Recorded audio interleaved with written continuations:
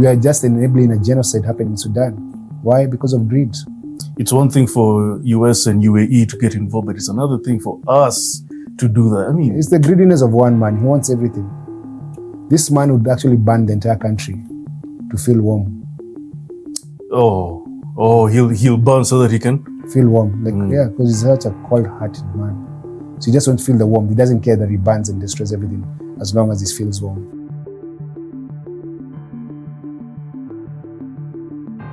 Okay, peace and blessings, everybody. I am your brother Orina, all the way from the motherland, all the way from Kenya, Nairobi, nation's capital. Welcome to Sell Afrika to Africans, the home of Pan-Africanism. Today, we have even special is an understatement.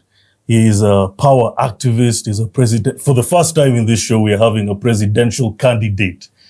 Yeah, this will be very, very exciting. We're going to talk about his activism history and also his plans for this country, because he's a presidential candidate. And I want to see if I'll give him my vote after this episode.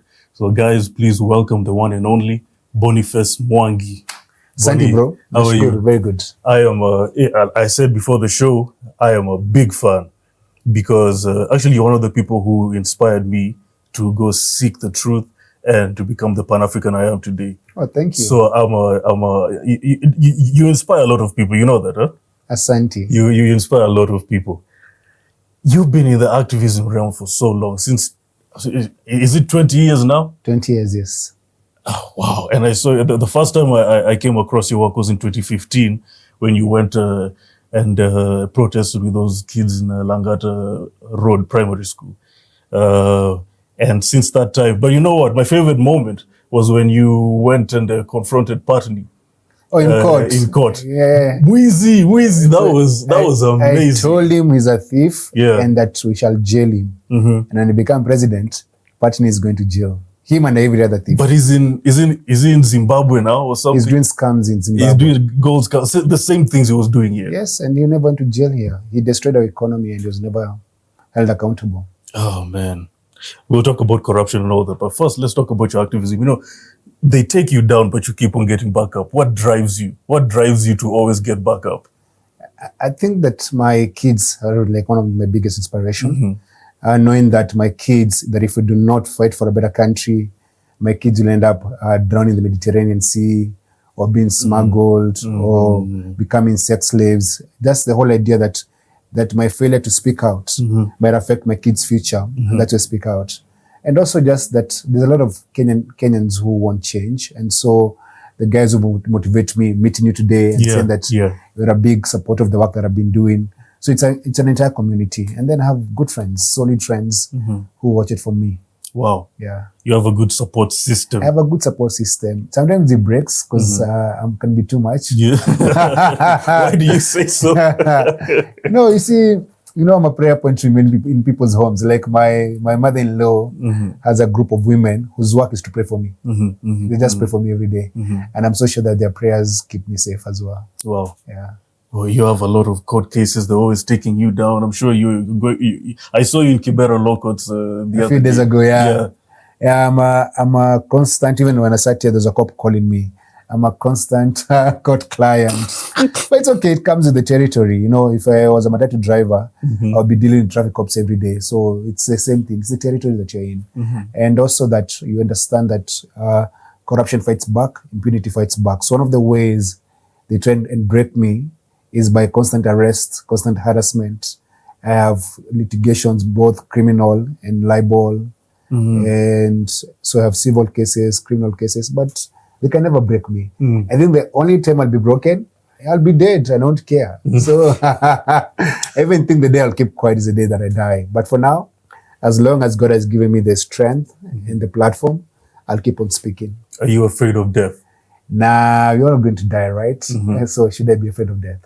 I think one of the things that makes me not afraid of death, because that fear is not going to stop me from dying. And I don't think there's anyone in this country or in this world who has my fate in their hands, that they'll decide if I'm going to breathe tomorrow or I'm going to live tomorrow. My fate is entirely in God's hands. So does that mean I'm going to be reckless? No. I'll be careful. I'll watch where I'm going, where I eat, where I hang out. That I'll be able to do. I'll not be stupid. but I'll not be afraid of dying. There's an Arab proverb that I like, and it says, pray to God, but tie your camel. So I'll pray to God for my safety, and I'll be careful about it. But my fate entirely is in God's hands. You know, the thing about activism or advocating for some cause, especially when you're trying to fight for black people, is that you fight two people, Like for me, as a Pan-Africanist, I fight white people and I have to fight my people, because you have to convince them that, that this side is oppressing you, but they don't want to really listen. On your end, you educate people about the government, but you also fight. I can't say fight, but you sort of have to deal with people trying to, pull you down every time. I have to defend myself. I tell, fighting for Africans, actually. Yeah. You have to fight with one hand, because one hand you're fighting that government who is oppressing the people. The other one, you're defending yourself from the people who have been oppressed. Yeah. Because I think if the Kenyan people came together and said, let's all collectively fight our oppressors, we would win in a night, or even in a day, even within the hour. Problem is that you find that there are people who the oppressors have put on their payroll, so you have to defend yourself. Like, I get accused of all manner of things every single day. And I'm like, you accusing me, you're defending someone who was accused of crimes against humanity. You're accusing me, I say, yes, I do get arrested a lot of times, but not for stealing, not for killing, not for raping. Half of the cabinet that we have in today's government have had criminal charges, they're bona fide criminals, they're drug dealers, but they're not held in such high probity or scrutiny than they do for me. Wow. One thing I find a problem in this country is the founding fathers problem. In not only Kenya, but in most Africa. Because, as a Pan-African, as I study African countries, founding fathers problem is a huge problem in most, not all. Because Kwame Nkrumah is, of course, excluded in that founding fathers problem. Yes, but he also had his own challenges. Yes, but he was the father of Pan-Africanism. Yes, he was. Kenya has a founding fathers problem. Yes, and I think that's one of our worst problems, because we get someone who was sent to the UK, United Kingdom, to go and fight for our land rights. He was sent by Kikuyu Central Association. He goes there at the height of the colonial struggle. He marries a white woman. First red flag. People forget about that. Yeah, marries a white woman and stays in the United Kingdom for a while. He comes back. I find a very strong movement. When he was in the UK, he was sustained by the Kenyan people. He used to be sent money to sustain his stay in the I didn't know that. Yes, yes.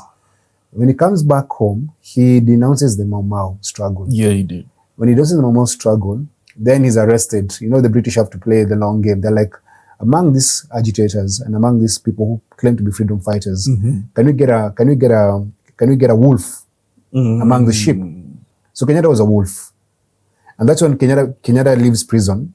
The first thing the Kenyan people did when Kenyatta left prison was to fundraise to buy him a car and land. Ishaweri was bought by peasants. I didn't know that. His car was Kenyatta 1. He was bought for. One of the people who raised that money was William Tunga. The school, from CJ? Yes. School kids were contributing 10 cents and 5 cents to buy him a car. So they buy him a car and they buy him land where he built his own. So that was actually bought for by peasants. When he becomes the prime minister and then becomes president, the first thing that he does is denounce Mau Mau and make it a banned movement. The Mau Mau were banned movement from 1963 to 2002. It's when Kibaki came into power that he unbanned the movement and able to sue the British government. So he becomes a collaborator. What does he do? He grabs land. And in his lifetime, he grabbed over 500,000 acres, 500,000 acres. That's bigger than Lunyanza, the kind of land that family has. So that's what he did. And what's unfortunate, the people that he was in prison with, the Kapenguria 6, he went after Kagia, almost jailed Kagia. He betrayed his deputy president, his vice president, Jaramogi Oginga Odinga, put him in home detention, killed his supporters. Then the first killing in this country for what to classify as a political assassination. No. 64. General Baimungi. Yeah, Baimungi was one of the people who told Kenyatta, we went to fight for land and freedom. We have freedom, but we don't have land. So he killed him. And since that time, they have just killed anyone who has opposed the government or spoken about land. Then he kills Pierre Gama Pinto, because Pierre Gama Pinto was going to reveal how Kenyatta was grabbing land. Founding fathers' problem. So founding father, the problem is they start the trend of corruption, tribalism, nepotism, selling us to the West. Yes, like so the British, and I think the reason why he gave the British for a long time and they're still here, because so right now the British settlers, and their descendants own about 6 million acres of land. Are they the largest landowners after the Kenyatta family? Like, but now they're called conservation area. Exactly. What are you going to do about that when you become president? So one of the things that we must do as a country, so we must go back to the original scene. How did you get the land? And if the land, if you have 1 million acres of land or 500,000 acres of land, is the land being utilized? Because one of the ways to make them surrender the land, just charge the land rates. Someone with a quarter acre, 50 by 100, is paying land rates. These guys have been exploiting the land for a long time without paying land rates. So as long you claim the land is yours, okay, we'll say the land is yours, then pay us land rates. These guys run conservations, right? And the companies are offshore. So you pay everything outside this country. So you see, we don't get any tax returns in our country. We don't get any value for that land. We must get the value for land. And also, there's not a single Kenyan who should not have land. So we need to find out where is the land, where can they get their land. If you look at if you're going to Central Province and you come from Ruaraka all the way to almost Thika, that was Kenyatta family land. Then from Thika, you get Del Monte, all the way to Keno. From Keno, you get Kakuzi, all the way to almost Karatina. So you just have few individuals just owning this land. We need to discuss the land question. And it was actually in the constitution, and the idea was that all land leases go from 999. No, it was 99 years, and they're expiring. Then people played a game, now it's 999, which means a century. That's forever. That's forever, right? So we need to talk about land in this country. How about, and there's also one of the things I'm going to do, and I promise you when I become president, is implement the Ndungu report on the illegal acquisition of land. There's actually an entire report that was commissioned by Moi Kibaki that was never implemented. Implement that, number one. A lot of land that was stolen will just come back to government. So the Ndungu, for people who don't know about the Ndungu report. The Ndungu report was done by a guy called Ndungu, who led the commission. It was a report that went around the country and marking all illegally acquired land by individuals and companies. So that land, it's a keg powder that even Kibaki could not implement.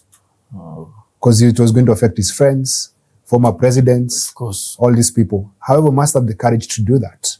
Because if you don't do that, then this country will never have rule of law, because the law applies to poor people, but doesn't apply to the rich people. The law must apply equally to everyone. Okay, you know me, I'm a revolutionary. Yes. If I become president, I'll just take away the white land. I'll just take it, actually, because they've been here for so long. No, land has no color. So land has no color. So the thing about taking land back, you must do it in a legal way. Because if you don't do it in a legal way, you end up with a Zimbabwe. Mugabe. Yeah. So those white minority will collapse the economy. For example, the top 3 companies in this country are British company. Diageo, which is ABL, Safaricom, all those, the Nairobi Stock Exchange. The top 3 companies are British companies. The British have a barracks in this country, in Nanyuki. So you have to do it in a way that you do not bring unrest and you don't quickly be assassinated. But they will not even let you get into power. There's a man we should read about that I really, really love. His name is Chris Hani. South Africa. Yeah, he was part of the Umkhonto Sizwe. He was a part of the armed struggle. And he had such radical ideas.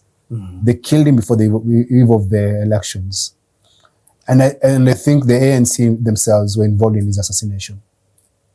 Interesting. They had to kill him because he was a communist socialist. And he was saying we must discuss the land and even accountability. And he had to die. And that's why they killed Mwangi as well. You know, because General Mwangi was saying, we fought for land. Where is the land? Kenya Land and Freedom Army. It was Land and Freedom Army. We got the freedom without the land. And we must address the land question. Yeah. And that's why we should fight this idea of Kasongo putting people in vertical slums called avoidable housing. Avoidable, no, not affordable. It's avoidable housing. Avoid those things. Yeah, okay. Okay, you know, for me, as a Pan-African revolutionary, we just need to, okay, I get what you're saying. Yeah. But for me, I'll take it. Take it. Because you know why, Bonnie, I'm saying that? They didn't buy the land. Most of these people inherited that land from their great-grandfathers and their grandfathers who stole it from our ancestors. That is very true. But the problem you have that if you don't do it in a systematic way and you don't follow the constitution, then you're going to be sued in international courts. So you can't just take away land. There must be a process. And where possible, if there's need for compensation, you have to compensate. Because you have to be very careful that you don't lead your country into anarchy. Because Mugabe tried that, and Mugabe was betrayed by the British because they had a deal with the British. Yeah. But the British failed and kept postponing. And now they turned Zimbabwe into a basket case. Now they're recovering now, but they have been through the worst. Through sanctions. They have so many people in the diaspora. They have so many educated. You get an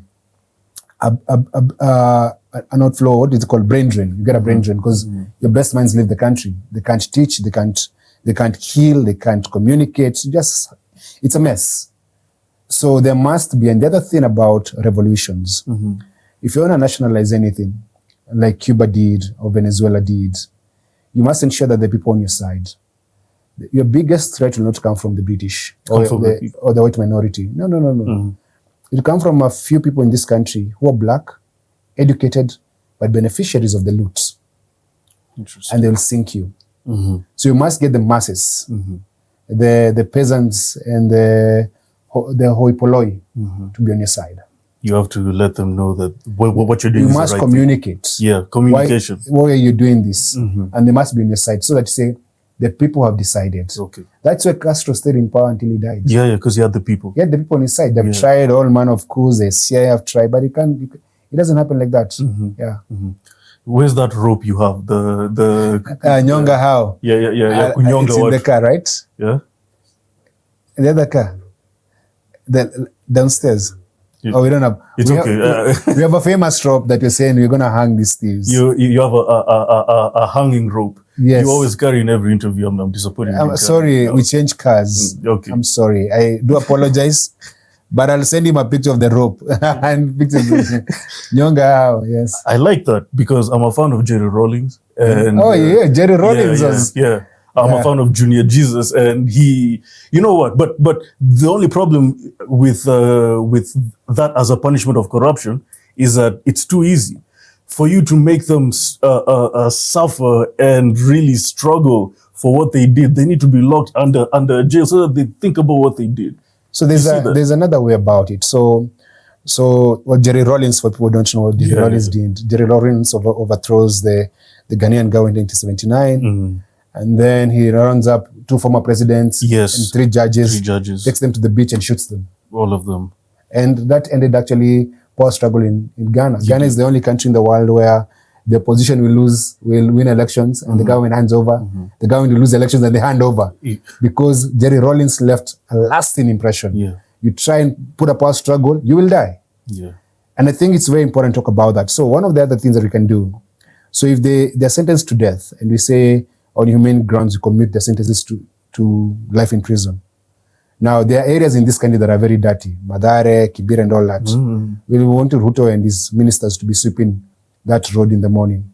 So as people go to work, they see the former president sweeping the road. Service, forced community service. Yes, you're going to do that. If you're going to unblock the drainage in Madare River, you send these ministers to go and block that drainage.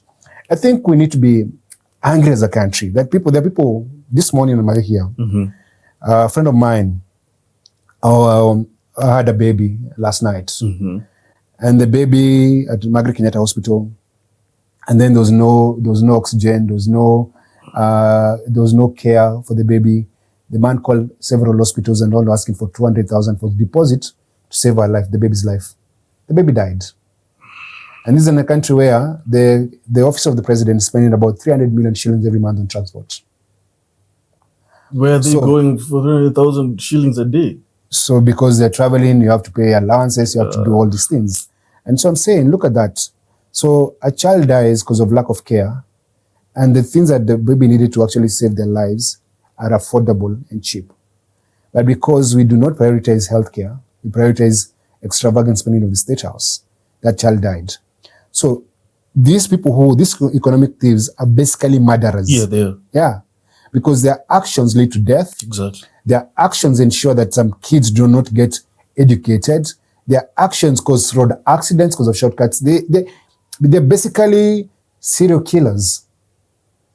Mm-hmm. But if you murder some of these people, legal execution where they are convicted in court, not Jerry Rawlings style. Jerry Rawlings could do that because it was a military coup. Yeah. And for us, what I'm looking for is actually a ballad revolution that takes me to status. Then that brings about change. But if you have these people dead and they're dead as food, wamekufa kabisa, itaweka watu uoga.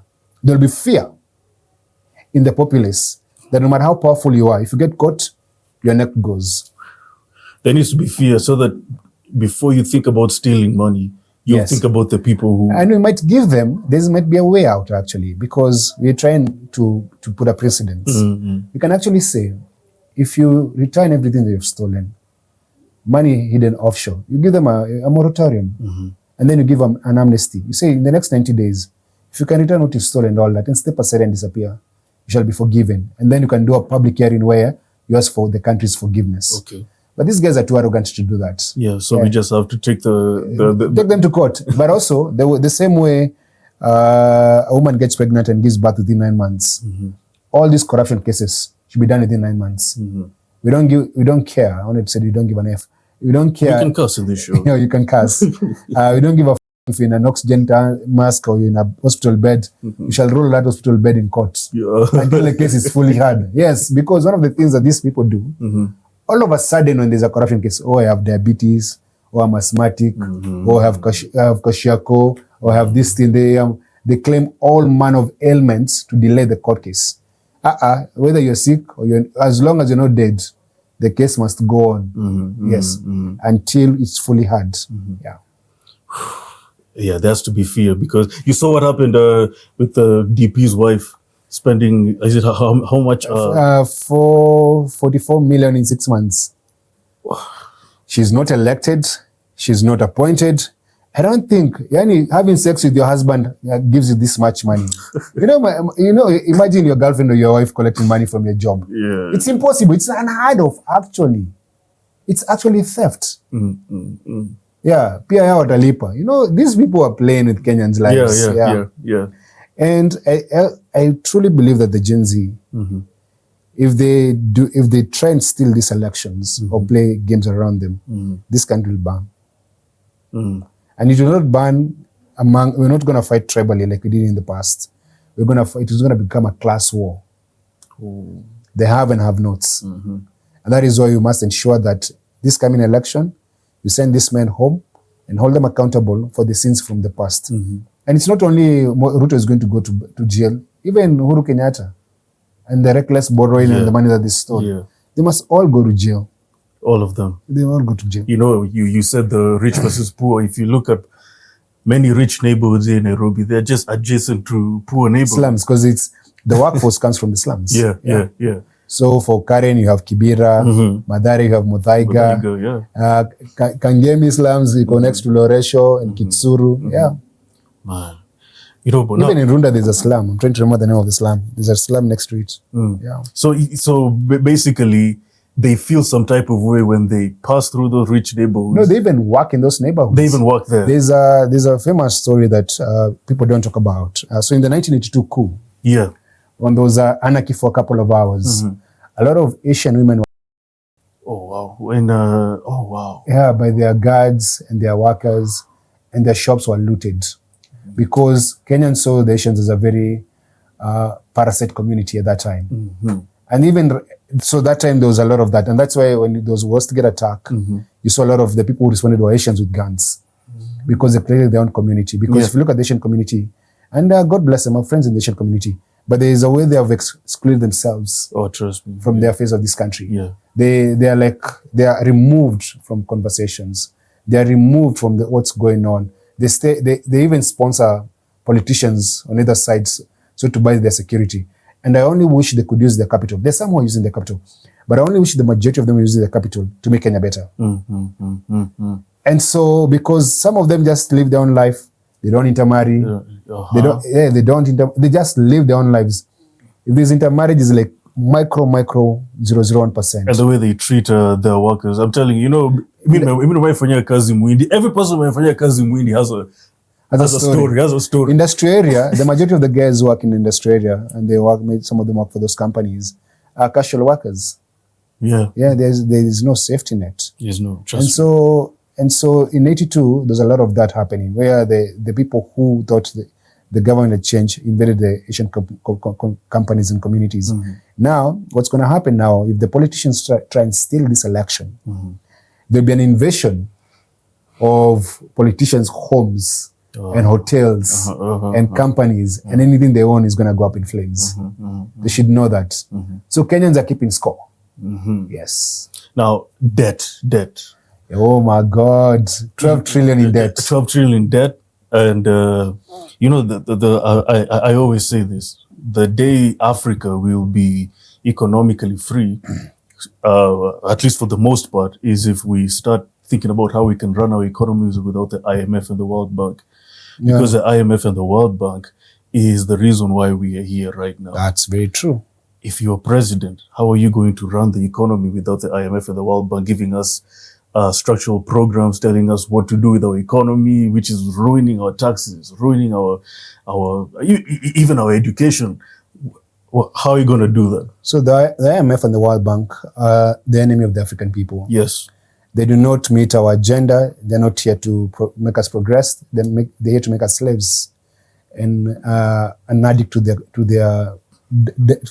debt, to their money, because we borrow from them. Number one, we can decide actually to refuse to pay the money. Thank you. So, we can refuse to pay the money. Thank you.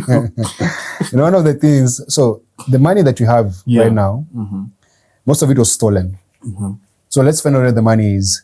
Because if the money, it's odious debt. These people borrowed money and they did personal projects. Let's get where the money is, right? And then we need to decide the debt must be restructured. If you can't pay, what is the name of, there's a word I'm looking for, the one of when you don't pay, it's called what? Default. There's defaulting, and you say we can't pay this money. And the other thing we can be able to do is our economy is not functioning at full strength. So number one, energy in this country is very expensive. Very. Cost of power in this country is very expensive. And I think we should, for homes, we should go full solar. Invest in solar. There's sun every day. And then we produce electricity for factories. Our country cannot progress without production. We need to go back to sisal farming. Industrialization. We need to go back to cotton farming. One of the biggest economies in the US is Colorado. Colorado backbone is hemp. Marijuana. So this country, all those sugar factories that are not working, Western rains all the time. Let's just do grade 1 marijuana. Legalize marijuana. Let's export marijuana. For recreational use or for commercial purposes. Commercial, okay. You can make soap. You can make medicine. You can make shampoo. You can make all manner of things. Recreational use, people can do that. Tobacco is more harmful than marijuana, my brother. And the people declaring profits more money in this country is tobacco. People are taking tobacco. Tobacco is poisonous. Marijuana is not. Marijuana is medicinal. So legalize marijuana, make marijuana cash crop. Mogoka Mira is destroying kids' lives and they're not out of jobs. And it just benefiting a small part of this country. But what if that small part of this country and the rest of this country could actually plant marijuana as a cash crop? The United States is benefiting from marijuana after jailing black people for years, man. People's lives are destroyed for marijuana possession. Now white people are benefiting from marijuana. It's time we cash in. Let's plant marijuana. Okay, I agree with you on the commercial side, but not on the recreational. If you wanna, if someone wants to use marijuana, let me tell you, the same way people use alcohol responsibly, Okay. and they smoke responsibly, people can and eat miraa responsibly. People can use miraa, but people can smoke responsibly. This whole idea, I feel like bangi has been demonized for a long, long time. Okay. But it should not be demonized. A friend of mine is running for member of parliament in Kibra.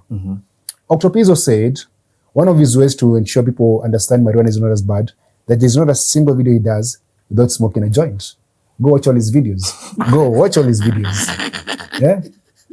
And half of these artists in this country are smoking marijuana, and they're giving us like very good music. Bob Marley was a prophet and a marijuana smoker. Okay. Yeah. So let's not demonize marijuana. For those who want to smoke, let them smoke. The same way, not everyone takes alcohol. Okay. And those who take, some are not responsible, some are responsible. Okay. Bangi si mbaya, watumizi wa bangi ndio wanatumia vibaya.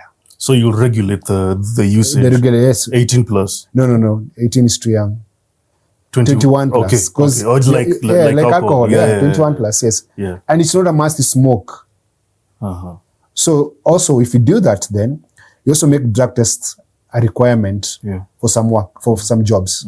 So to ensure that you don't have people using marijuana secretly. The same way in the English Premier League, I think even the Kenya Premier League, not as much. They actually check the players for doping.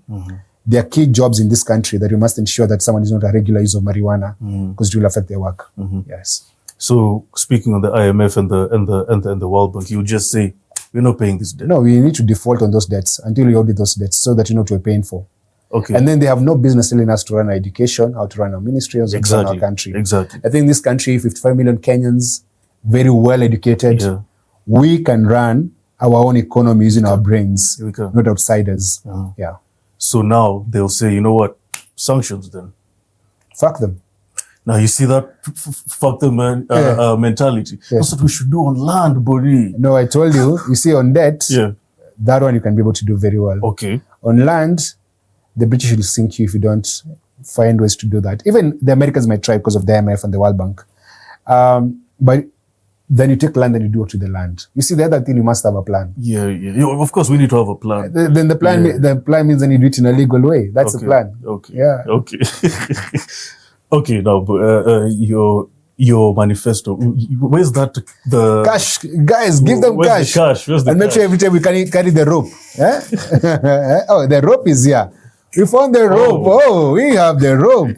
The rope is here. Nyonga hao.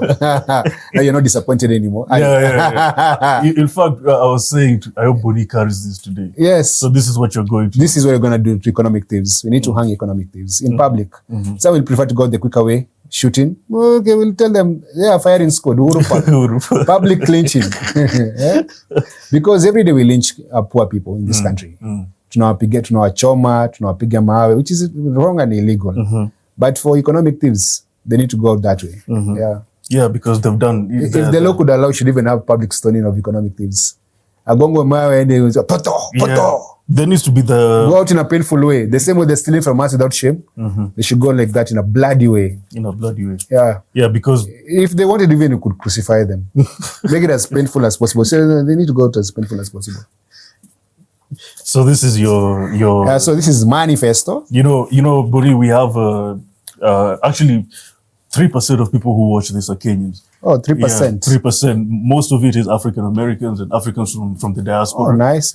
You have a big audience. Oh yeah, because global audience as well. Yeah. And they don't maybe they don't know how politics works in Kenya. This is a very good idea. What happens in campaigns, guys, is that people just politicians just shower people with money, and they don't have plans. They don't have an agenda. They don't even have a manifesto. But people don't care. They just take the money. But that's the problem, Boni. But I like this idea. Yes. That it looks like money, but it's actually a pledge and a manifesto. And this is smart. Who came up with this idea? I did. I'm a creative. This is good. Thank you. This is good. So it says up, and I'll put the picture on the. I'll fight corruption. Yeah. Yes, I say that. Corruption. I'll fight corruption clean politics, no handouts, tujenge Kenya umpia tunayoipenda. Let's build our country that we love.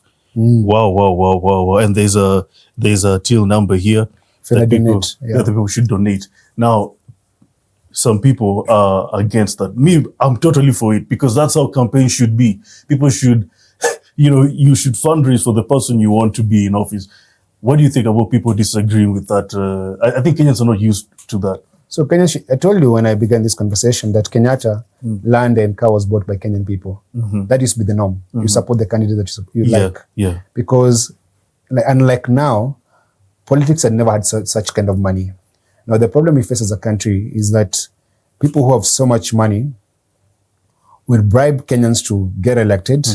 Then when they get elected and they get into parliament or the Senate or the governor's seat, they steal to recover what they stole. Exactly. What they invested, what they spent on. Yeah. So every time a politician bribes you, they're not bribing you because they love you or they like you. They're bribing you to buy your vote so that when they get elected, they can steal.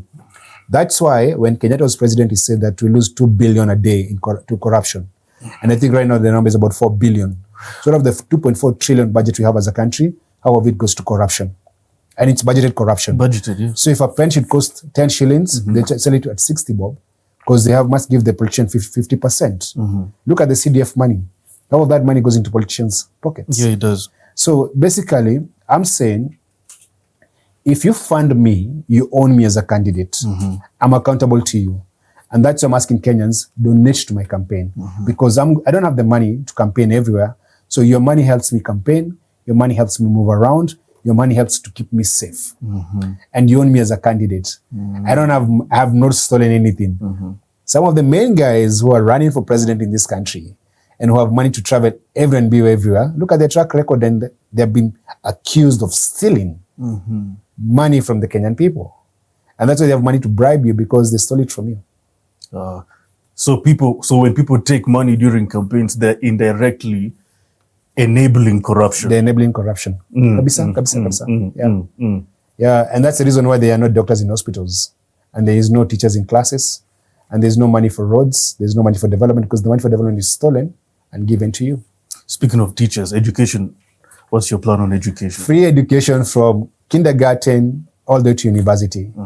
That can be done, because this country right now, at the moment, we're spending about 500 or 600 billion in education. Double that.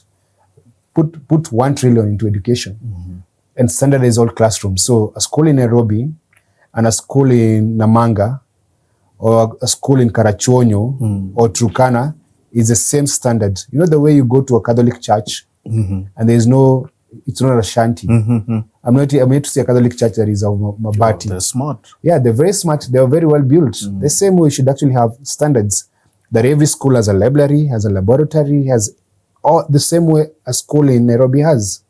School should be free, because once you educate the people, you arm them to be able to create wealth for the country. That's our wealth. That is why I'm so against these things at Kazimaju. Yeah. Because you're sending out our best brains to go work in other countries and go build other countries instead of building our country. So free education.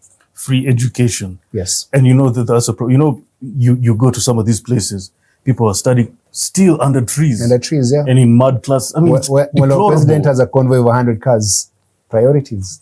And some of the places where these big people come from are some of the places that have the poorest quality of education. Yeah, that's true. But they don't want you to be educated, because you're going to fight them. Because you see, once you're educated, you're armed to fight them. That's why the colonialists and the slave owners were against slaves learning. Because when a slave became educated, they could fight back. You can organize. You can think ahead. You can plan. They don't need to do that. Health.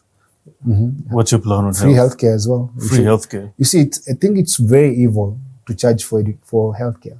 I think medicine as a business, I always say that, is evil. Cuba has been under sanctions for over 60 years. But they have the best healthcare in the world. Their doctors even are outsourced. They're outsourced everywhere. Yeah. Because they have very good doctors. Make healthcare free. Don't charge for hospitals. So when you have educated people who are healthy, the country will progress. Those two things. And cheap electricity. So guys can be able to produce and manufacture. And then make the ease of doing business. You don't need 50 licenses to do business. Make it easy for anyone to do business without corruption. Then you have a strong judiciary so that if case there's a conflict or there's a problem, they go to court, there's mediation and there's justice. You just simple fixes that might cost more in the beginning, but in the long run, it's going to be very good. Yeah. You know, Ethiopia has low energy costs. That's why, I mean, companies are going there. Now, Boni, when it comes to so we've covered health, we've covered. Now, people will say that in order for you to provide free healthcare, you need a lot of money. What's the estimated amount of money in this country you need to facilitate free healthcare? I don't know. I don't have the numbers at the moment. Okay. The numbers will come later. But right now we're told healthcare is free.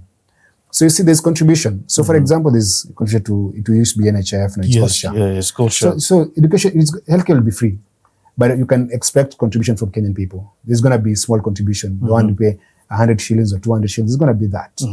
But that's to subsidize the cost of the healthcare. Okay. You see, the problem we have right now, our government buys medicine at market rates because of corruption. We could produce our own medicine. We don't have to import medicine. During COVID, we produce our sanitizer. Yeah, there's a possibility. We have generic medicine whose things have expired or licenses have expired that we can produce. I don't know why a Panadol that costs 2 shillings to produce, the government buys at 20 shillings. Doesn't make sense. Cancer, corruption. Cancer, yes. So, COVID, you remember COVID billionaires? Yeah, so that's what you need to do. You deal with corruption and you produce your own medicine. It's going to be easy to do that. Healthcare as a business is evil. Full stop. Yeah, capitalism capitalism inherently evil. Yeah, yes. It's real. But especially in health, you shouldn't. Health and education, my brother. And education also. Yes, yeah. You can't do business with health. That's why people are dying in hospitals because they can't afford. And that's why even America is poor, because healthcare is very expensive and education is expensive. And yet they're the most powerful country in the world. Yet they can't They spend money on military, which doesn't make sense, instead of spending money on medicine and education. Sad. It's unfortunate. And then they have exported that evilness to the rest of the world. Yeah. Hey, Boni, the health. Now, people will say, Boni, that, we're used to this talk. We are used to politicians coming before elections and telling us, I'll do this, I'll do that, I'll do this, I'll do that. Yeah. But me, I've always said, in order for us to change that trajectory, we need to have some sort of, the way when you're employed, you have performance appraisal, right? Yes. And there needs to be a social contract between the presidential candidate and the people, saying that, guys, if I don't do a certain thing, or if I don't do certain things in, let's say, 3 years of my term, you guys are free to remove me. Are you willing to sign a contract with the people, saying that if I don't do certain things, the things that even you can do within a year, they can be fixed? No, give me the first 100 days, man. 100 days. First 100 days, first to deal with corruption.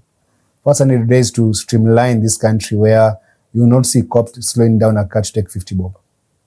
First 100 days when you're going to see that there'll be contracts and tenders that you don't pay a bribe to get.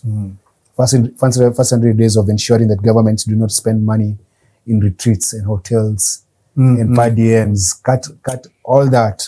First 100 days to ensure that government cars are very well marked, that if it's not being used for official government work, it's parked. First 100 days to put systems. First 100 days to tell Kenyans, if you know where corruption money is, I'm going to give you a percentage. So Kenyans are going to help me recover that money. It's almost like reward money. Whistleblowers' money. There'll be whistleblower, we pay you and protect you. Wow. Yeah. Wow. You, speaking of policing, which is a problem, I heard you talking about those cameras. Body cameras. Body cameras. Yes. Are you going to? We need to do that, but also need to retrain the police. The way they're trained right now, they're not effective to anyone's good use. That's why they're used to kill Kenyans, abduct Kenyans, come to protest and dismantle protest and kill people in the process. So we need to actually, we need to do like fresh vetting of the existing officers. The ones who are unfit, we send them home. The ones who are addicted, send them to rehabs. The ones who need therapy, they get therapy. Yeah. And then the ones who are left to work must work properly. So all police stations will be modernized. Right now, the police station, even the working environment, is very bad for their mental wellness. Some of them as old as 100 years, like Central Police Station. They're very old, right? So you ensure that we're going to recruit better. My government is going to hire blind police officers, people who are handicapped, people who are amputees, because, for example, if you have CCTV, someone in a wheelchair can be able to look at the CCTV and say and monitor what's really happening at the front office. If you have a police officer there, all they need is a description. You can have a blind person noting down on a computer. Because if you make occurrence books digital, fully digital, that means that you can track from the day this officer was employed. How many people have they arrested? What was the offense? Were they taken to court? So that the officers who do Kamata Friday, where they just collect Kenyans and put them in a cell for money, will be known, because everything is digital. So an arresting officer will take a suspect to the station. They release on what grounds? So you just cut off corruption. Yeah. Our policing ni kienyeji sana. It has to be more, and then also these police officers are paid badly. They need to also be paid well. They need to be paid well, but you need to recruit better, because some of the officers you have recruited were former bullies. Someone was a bully in school, but he could run. He had no brains, but he had speed. And the way they're employed is actually very dehumanizing. Police recruitment in Kenya, you show up in a playground or a field, you remove all clothes, you're left in your underwear or shorts, then you're told to run around. Then the people who come first now, they start inspecting your teeth to see if you have enough teeth to eat bribes. It's basically a mess. That's a good one. That's a good one. That's why they do that. But and then also housing. They need to live in the communities. Yes, they live in the community, so that akikusuma ametupatana nyumbani mse. Tupatana nyumbani. And then also they can understand the community. So they don't live in barracks. But you see that the training at the moment, the curriculum, is designed to tell them that the raia, mwananchi, the citizen is your enemy. So when they're taken to college, they're beaten and trained to see the citizen as the enemy. That's why they say there's not a good cop at all.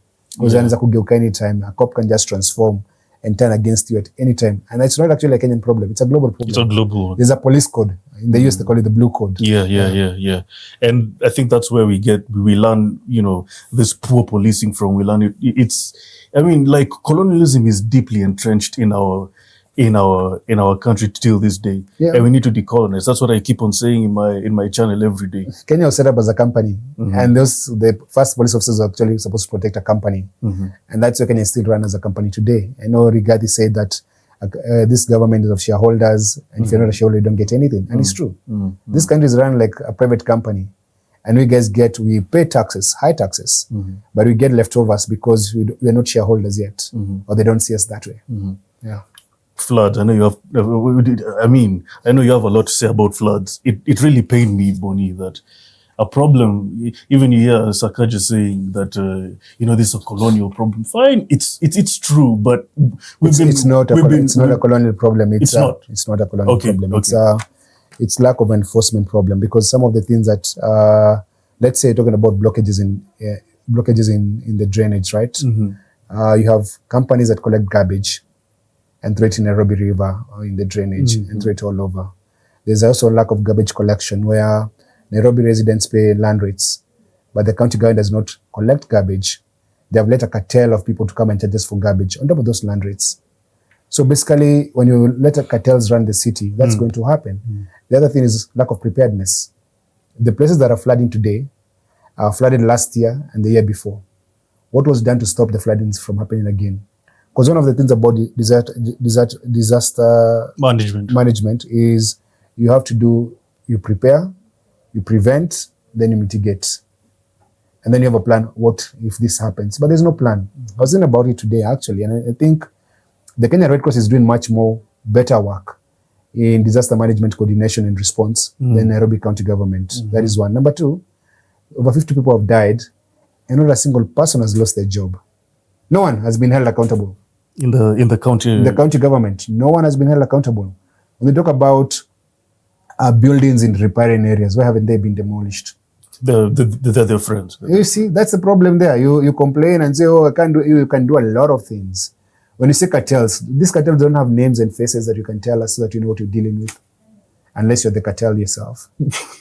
Which I think that's most probably the Yeah, case. he's the cartel himself, you know. Yeah. So, and then the way he says that we need 20 billion to solve the drainage system. You know, you just need common sense, but he doesn't have.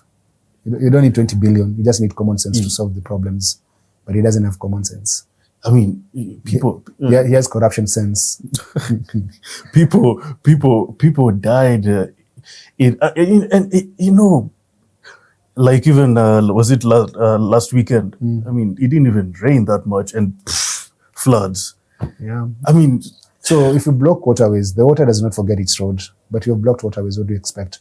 Also, I think now the expressway was a disaster. Okay. Because it's a very big. It collects a lot of water and drains out on Mombasa Road. That was not planned for. They didn't plan for that.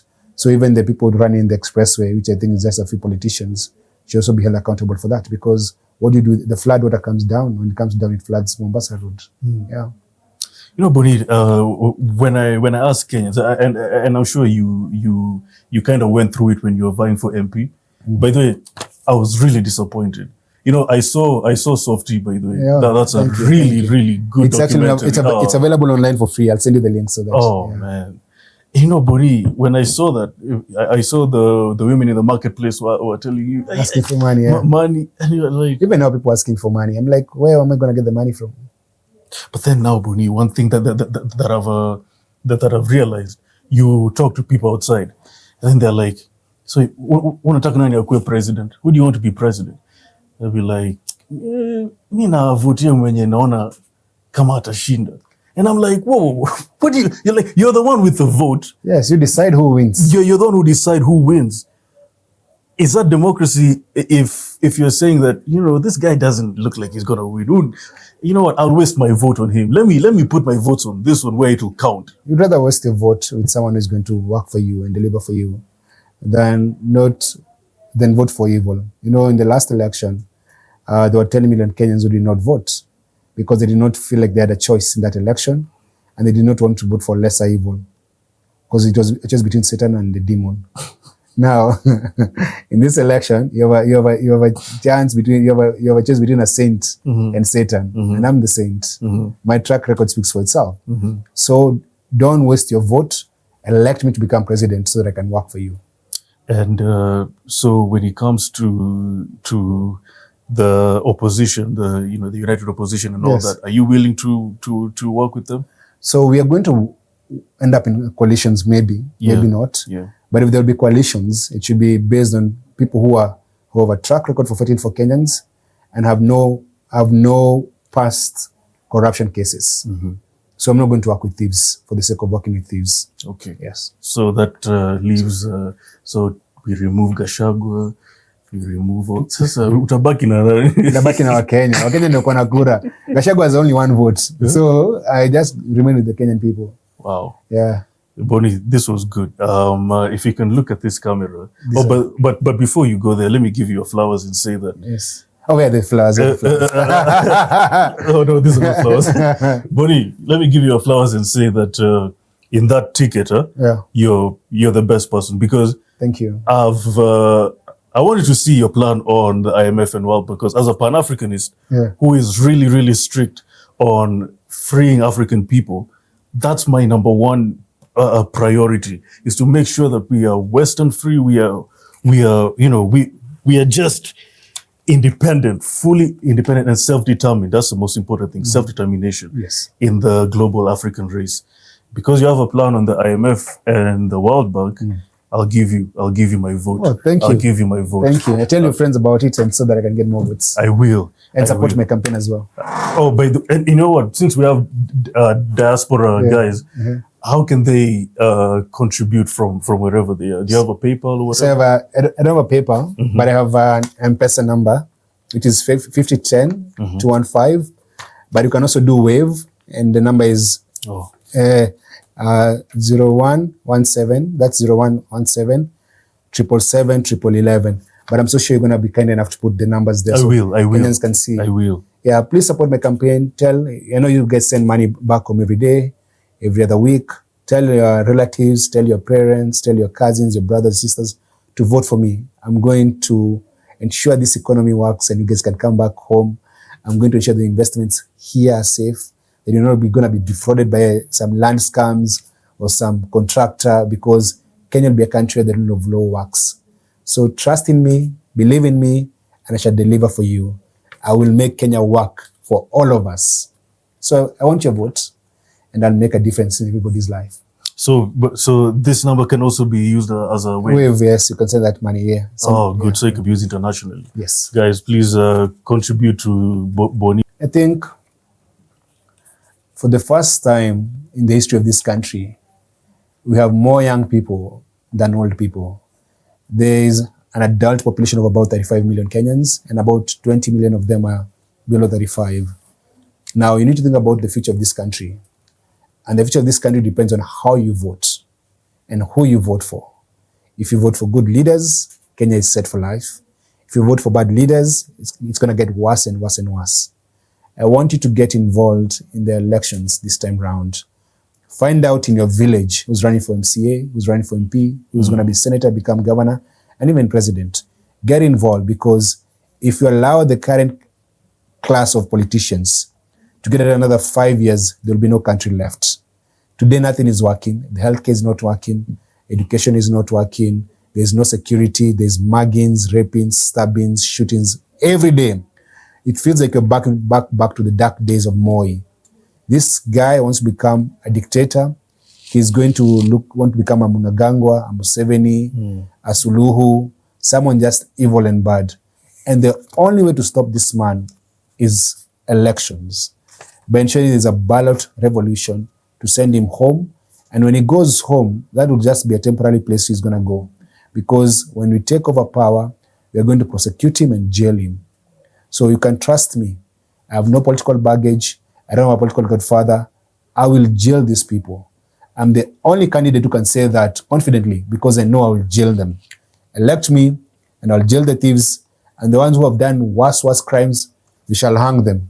The rope is right here. Yeah. Yes. I shall even donate this to the Kenyan government to use them as the first rope to hang them. Yeah. So no need for them to to procure a rope strong enough to hang. Boni, before you go, I forgot about this, but we have to touch about. In the show, I heavily feature Sudanese activists. I featured Ahmed Kabalo. I featured Suad. These are Sudanese activists who are every day talking about Sudan. Yes. I saw the story. Of selling of passports. What the hell is going on? We're enabling them to import arms, because there's an embargo by the UN to Sudan for importing arms. We're helping RSF import arms. We're helping them do the massacres and the genocide in Sudan. And we're just doing this for money, because Sudan has a lot of gold, and Nairobi has become the conduit for selling blood gold. It's a shame. And that's what I'm saying. We keep sinking lower and lower and lower. And that's why we must stop this man before he destroys and sells our country. The RSF is killing hundreds of people, if not thousands every day. Thousands of people and women, and doing amputations and burning homes and villages and killing doctors. We are just enabling a genocide happening in Sudan. Why? Because of greed. It's one thing for US and UAE to get involved, but it's another thing for us to do that. I mean, it's the greediness of one man. He wants everything. This man would actually burn the entire country to feel warm. Oh, he'll burn so that he can feel warm. Yeah, because he's such a cold-hearted man. So he just wants to feel the warmth. He doesn't care that he burns and destroys everything as long as he feels warm. That's where he is. I saw the picture of Ruto and Hemedti, and then now it makes sense now that Hemedti's brother has a Kenyan passport. Yes, actually half of those passports were given to the Hemedti peoples. You're one of the people. Actually, you're the guy who I'm the one who exposed that list. Oh man, yeah. See, that's why, because when I saw that, I was like, how did Boni know this information? Man? I have friends, but you don't give up your sources. Huh? I do not sell out my sources. It's sad. It's sad. What are you gonna do when you get into office? When it comes to illegal passport. I'm gonna clean up the country. Not illegal passports, illegal IDs, fake title deeds. I'm gonna clean up this country. Trust me, I'm going to do that. Boni, thank you so much. Thank you. Thank you. It was a pleasure having this discussion with you. Thank you. I think there's a picture of this online. I'm going to send you digital. I'll put the picture on the editing. Guys, this is good. This is good. Even I'm looking at the pledge right now. This is good. Asante. I'll post it on the edit. Guys, thank you so much for watching. Kindly like, share, subscribe, follow Boni. What were your IG page? At Boniface Mwangi everywhere. At Boniface Mwangi everywhere. Yeah. Thank you. It's been a good one. Thank you. Kenyans, you don't have a excuse anymore. You have a candidate here who literally is different from what we have been used to since 63. Guys, thank you so much. Thank you. Thank you.